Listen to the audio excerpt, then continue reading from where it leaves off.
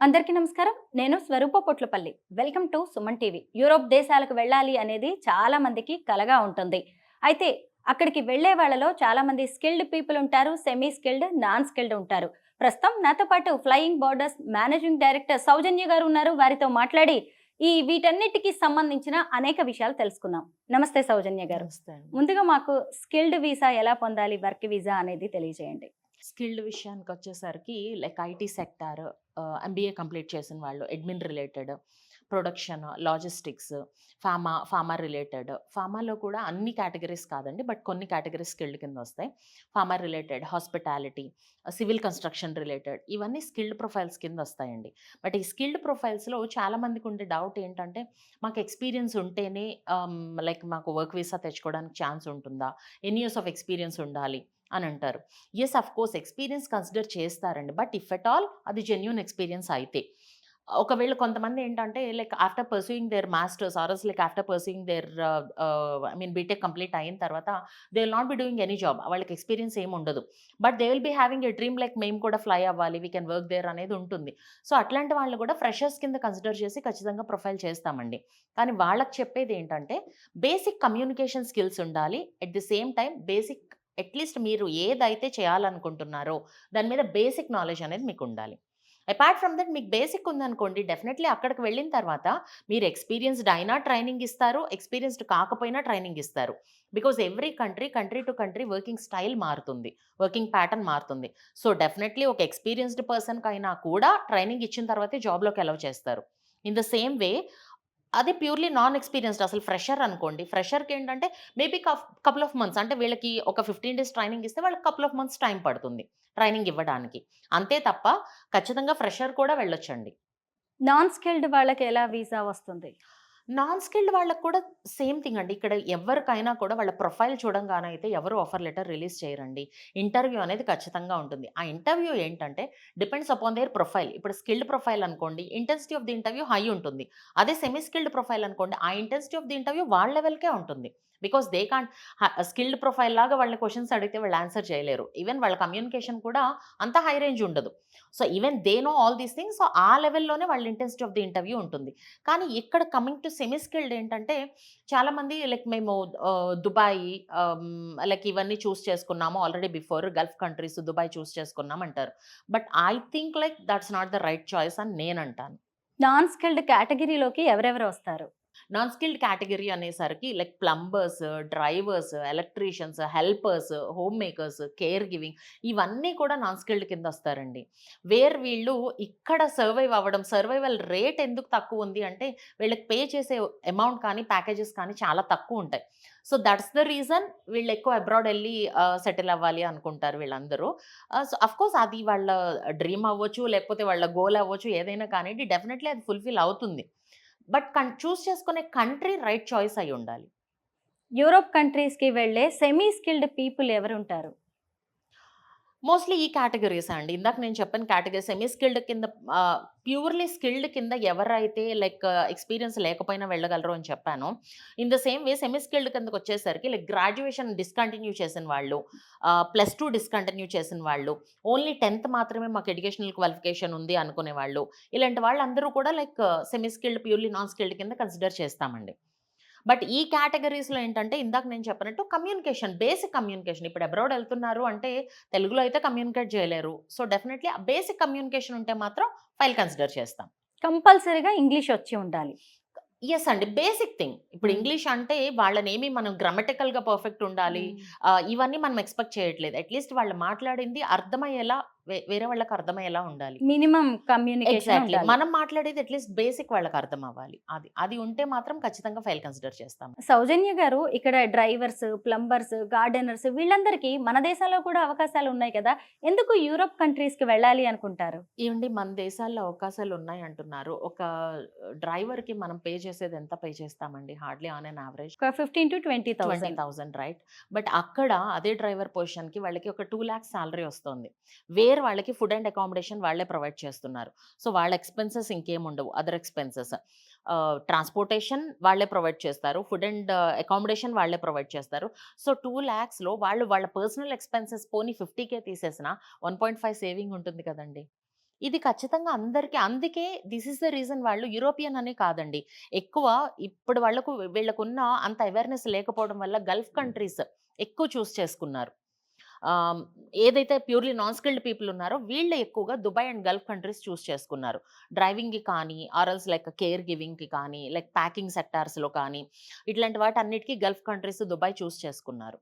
But అది European countries was the right choice for them అనేది నేను చెప్తున్నాను. ఏంటండి అక్కడికి ఇక్కడికి కంపారిజన్ ఏమైనా చెప్పగలరా? గల్ఫ్ దేశాలు ఎలా ఉంటాయి? యూరోపియన్ దేశాలు ఎలా ఉంటాయి అనేది? ఖచ్చితంగా అండి. ఎందుకంటే గల్ఫ్ కంట్రీస్‌లో ఏంటంటే వీళ్ళు బంచ్ ఆఫ్ పీపుల్‌ని అంటే ఇండివిడ్యుయల్‌గా పంపించరండి. ఒక బంచ్ ఆఫ్ పీపుల్ లైక్ ఒక 100 మెంబర్స్, 200 మెంబర్స్‌ని ఒకేసారి వీళ్ళకి వీసా స్టాంపింగ్ ఏసేసి పంపిస్తారు. అది ఎట్లా అంటే ప్యూర్‌లీ లేబర్ వర్క్ లాగా అంటే లేబర్స్ కింద ట్రీట్ చేస్తారు.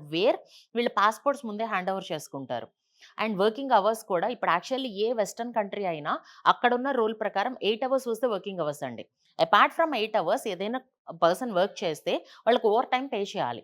But when it comes to Gulf countries వీళ్ళకి అసలు ఆ ఛాన్స్ ఇవ్వరండి. అంటే వీళ్ళకి 8 అవర్సే వర్కింగ్ అవర్స్ అనేది కూడా వీళ్ళకి తెలీదు. Because most of the people are not aware like అసలు వాళ్ళు ఎప్పుడు ఫ్లై చేసింది లేదు. ఇదే ఫస్ట్ టైం వాళ్ళు ఫ్లై చేయడం ఇవన్నీ వాళ్ళకేం తెలీదు. సో వాళ్ళకి 12 అవర్స్, 11 అవర్స్, 10 అవర్స్ వర్క్ ఇచ్చి కూడా వాళ్ళకి పేమెంట్ 8 అవర్స్‌కి ఇచ్చే పేమెంటే పే చేస్తారు. And apart from that passport వీళ్ళ హ్యాండ్ ఓవర్‌లో ఉండదు. వాళ్ళు హ్యాండ్ ఓవర్ చేసుకుంటారు. మళ్ళీ వీళ్ళు రిటర్న్ రావాలంటే అన్‌లెస్ అండ్ అంటిల్ వాళ్ళు పాస్‌పోర్ట్ ఇస్తే తప్ప వీళ్ళకి రిటర్న్ రావడానికి ఛాన్స్ ఉండదు. సో ఇలాంటి చాలా ప్రాబ్లమ్స్ అండ్ సెటిల్‌మెంట్. పీఆర్స్ రావండి. గల్ఫ్ కంట్రీస్‌లో పీఆర్ అనేది రాదు. వాళ్ళు ఎన్ని ఇయర్స్ అయినా సరే వర్క్ చేసుకొని వచ్చేయాల్సిందే తప్ప సెటిల్‌మెంట్ అనేది ఉండదు ఆ కంట్రీస్‌కి. But when it comes to European countries వీళ్ళకి పాస్‌పోర్ట్స్ ఎవ్వరు హ్యాండ్ ఓవర్ చేసుకోరు. వీళ్ళ డాక్యుమెంట్స్ ఏ మేజర్ డాక్యుమెంట్ అయినా వీళ్ళ దగ్గరే ఉంటుంది. అండ్ 8 అవర్స్ మాత్రమే working hours. Apart from 8 hours వాళ్ళు 1 అవర్ వర్క్ చేసినా దానికి ఓటీ పే చేస్తారు.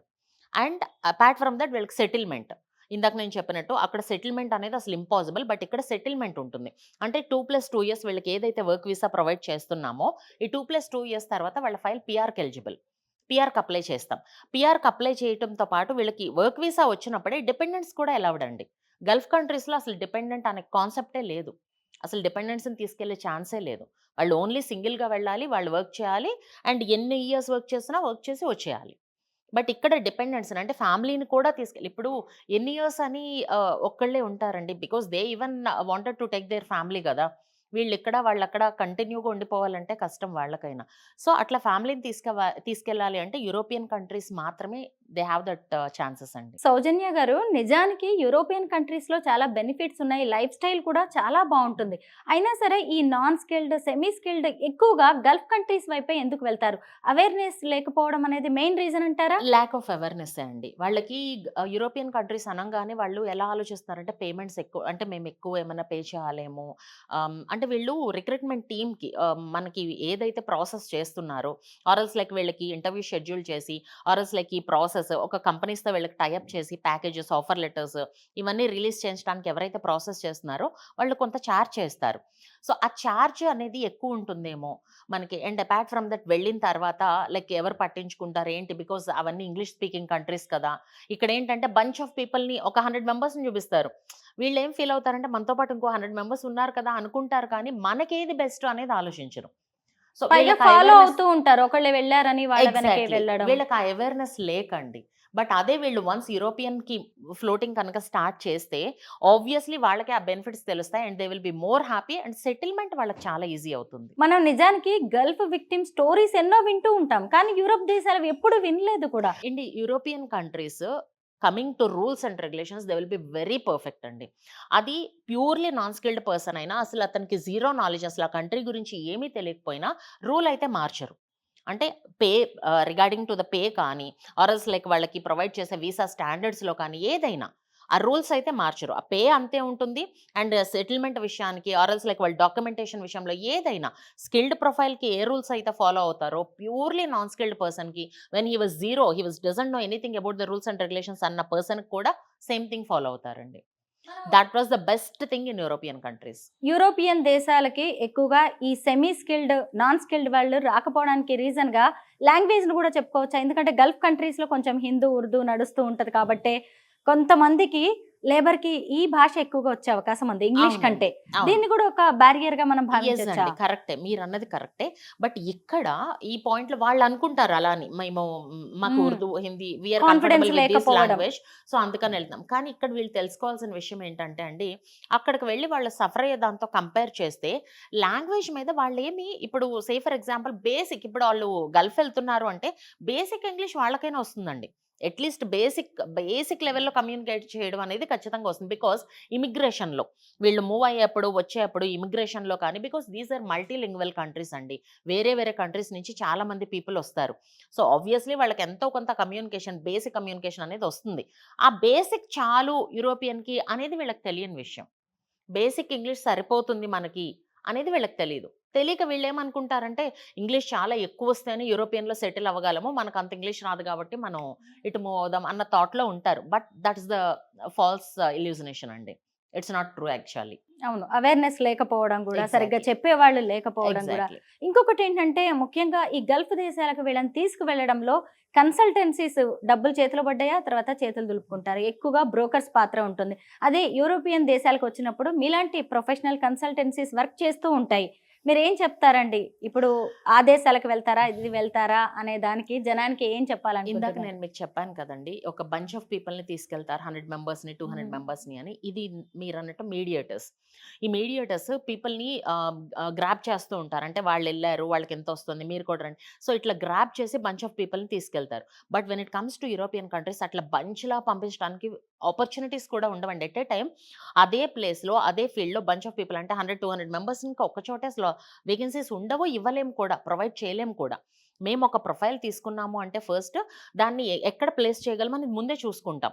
చూసుకొని అది నిజంగా వాళ్ళకి ఆ వేకెన్సీ అక్కడ ఉంది అనుకుంటే వాళ్ళని పిలిపించి, సో, ఈ కంట్రీకి మీకు ప్రాసెస్ ఇలా చేస్తాము. దీనికి ఈ మాత్రం ఉంటుంది. దీనికి ఇట్లా మీరు కమ్యూనికేషన్ బేసిక్ ఉంటే సరిపోతుంది. దీనికి ఒక ఇంటర్వ్యూ అనేది ఉంటుంది. అది మీరు ఇలా అటెండ్ అవ్వాలి. దానికి ట్రైనింగ్ కూడా ఇస్తాం వాళ్ళకి. ఇచ్చే పంపిస్తాం. సో, అది వాళ్ళకి తెలియని విషయం ఏంటంటే వీళ్ళందరూ ఏదో చెప్పంగానే వాళ్ళెళ్లారు కాబట్టి మనం గూడా వెళ్ళిపోదాం అని వెళ్తున్నారు కానీ, but that is not exactly the point. వాళ్ళకసలు అక్కడ ఏం జరుగుతుందనేది వీళ్ళకి తెలీదు అసల. అంటే జనంలో కొంత ఒక అభిప్రాయం కూడా ఉన్నట్టుంది. యూరోపియన్ దేశాలంటే కొంత క్లాస్‌గా ఉంటాయి. బాగా చదువుకున్న వాళ్ళకి, ఐటీ వాళ్ళకి, ఇలా ప్రొఫెషనల్స్‌కి మాత్రమే అనేది కూడా ఉన్నట్టుంది. అది ఉందండి. పోగొడితే ఉంది. చాలేమో. వాళ్ళకి మెయిన్‌గా అదే ఇందాక మీరన్నట్టు లాంగ్వేజ్ బారియర్ మెయిన్‌గా కనిపిస్తదండి వాళ్ళకి. యూరోపియన్ అనంగానే ఇంగ్లీషే. ఇంగ్లీష్‌లోనే మాట్లాడతారు. మాకంత బాగా రాదు. అంత ఫ్లూయెంట్ కాదు మేమందులో.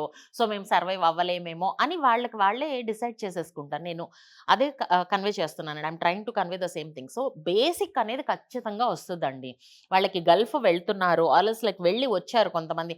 అంత సఫర్ అవుతున్నా, వెళ్లి వచ్చినా కూడా ఇక్కడ పేమెంట్స్ ఇక్కడ కంపేర్ చేసుకుంటే బెటర్ పే వస్తుంది కాబట్టి, మళ్ళీ అంత ఇబ్బందులు పడడానికైనా రెడీగా ఉంటారు వెళ్ళడానికి.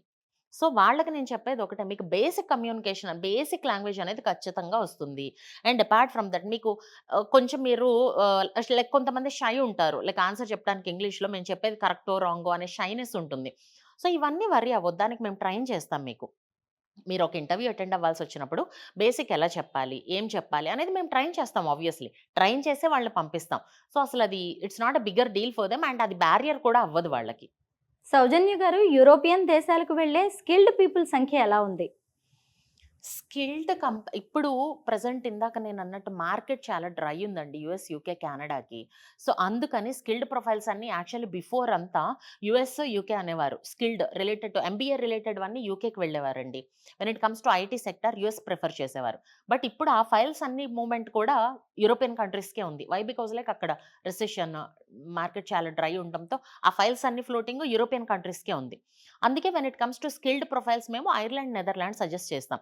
టెక్కీస్ కానీ ఆర్ఎల్స్ లైక్ ఎంబీఏ రిలేటెడ్ పర్సన్స్ కానీ ఓపెనింగ్స్ చాలా ఉన్నాయి. సో, ఆ రీజన్‌తో వీళ్ళకి ఇటు సజెస్ట్ చేస్తున్నాం. గల్ఫ్ దేశాలకు వెళ్ళిన వాళ్ళ బాధలెన్నో మనం వింటూ ఉంటాము. ఆ తర్వాత కన్సల్టెన్సీస్ గానీ, ఈ బ్రోకర్స్, మీడియేటర్స్ ఎవరు వాళ్ళని పట్టించుకోరు. అదే యూరోప్ దేశాలకు వెళ్ళే వాళ్ళకి మీరు ఎలాంటి సహకారం అందిస్తారు? అక్కడికెళ్ళాక ఏదైనా ఇబ్బందులుంటే కూడా మీరు సపోర్ట్ చేస్తూ ఉంటారా? అండ్ అసలు ప్రాబ్లమ్ అనేది రాదండి ఫస్ట్ థింగ్ వాళ్ళకి. ఎందుకంటే వాళ్ళు వెళ్ళే ముందే ఎవ్రీ డాక్యుమెంట్ పర్ఫెక్ట్ అండ్ క్లియర్‌గా ఉంటుంది. ఇమిగ్రేషన్‌లో ఎవ్రీథింగ్ చెక్ చేస్తారు. అండ్ అన్నిటికన్నా మెయిన్ థింగ్ వాళ్ళ డాక్యుమెంట్స్ ఎవరు హ్యాండ్ ఓవర్ చేసుకోరు. వాళ్ళ పాస్‌పోర్ట్ వీళ్ళ దగ్గరే ఉంటుంది. If they are not comfortable they can come back at any time. And నిజంగానే మీరన్నట్టు ఆ ప్రాబ్లమ్ ఏదైనా వస్తే డెఫినెట్లీ మా సపోర్ట్ ఎప్పుడూ ఉంటుందండి. ఈవెన్ మేమనే కాదు. మా త్రూ అక్కడ ఐ మీన్ రిలవెంట్ పీపుల్ ఎవరైతే ఉన్నారో వాళ్ళు కూడా ఖచ్చితంగా వాళ్ళకి హెల్ప్ చేస్తారు. బట్ ఆ సినారియో అయితే ఇప్పటి వరకు మేము ఫేస్ చేయలేదు. Because they will B particular with all the things. వాళ్ళ అకామిడేషన్ విషయానికొచ్చినా, లేకపోతే వాళ్ళ ఫుడ్ అండ్ అకామిడేషన్ విషయానికొచ్చినా, ట్రాన్స్‌పోర్టేషన్ విషయానికొచ్చినా, వాళ్ళ డాక్యుమెంట్స్ విషయానికొచ్చినా ఎవ్రీథింగ్ చాలా పర్ఫెక్ట్‌గానే తీసుకెళ్ళి ప్లేస్ చేస్తామండి. అబ్రాడ్ వెళ్ళాలని మీకు చాలా కోరిక ఉండొచ్చు, మీ కల కావచ్చు. కానీ ఎవరి ద్వారా ఎలా వెళ్తున్నారు అనేది కూడా మీకు ఒక మంచి ఐడియా ఉండాల్సిందే. ఖచ్చితంగా సౌజన్య గారు లాంటి వారు ప్రొఫెషనల్స్ ఉన్నారు. యూరోప్ దేశాల్లో కూడా చాలా మంచి అవకాశాలు ఉన్నాయి. ఇలా ప్రొఫెషనల్ కన్సల్టెన్సీ ద్వారా వెళ్లారు అంటే కూడా అక్కడ మీకు ఏదైనా ఇబ్బందులు వచ్చినా గానీ, రేపు ఫ్యూచర్‌లో ఎలాంటి హెల్ప్ కావాలన్నా కూడా వీళ్ళు రెడీగా ఉంటారు. సో, ఇలాంటి ప్రొఫెషనల్ కన్సల్టెన్సీస్ ద్వారా యూరోప్ దేశాలకు వెళ్ళి అక్కడ మంచిగా లైఫ్‌లో సెట్ అవ్వడానికి ట్రై చేయండి. Thank you so much Soujanya thank గారు. యూ అండి.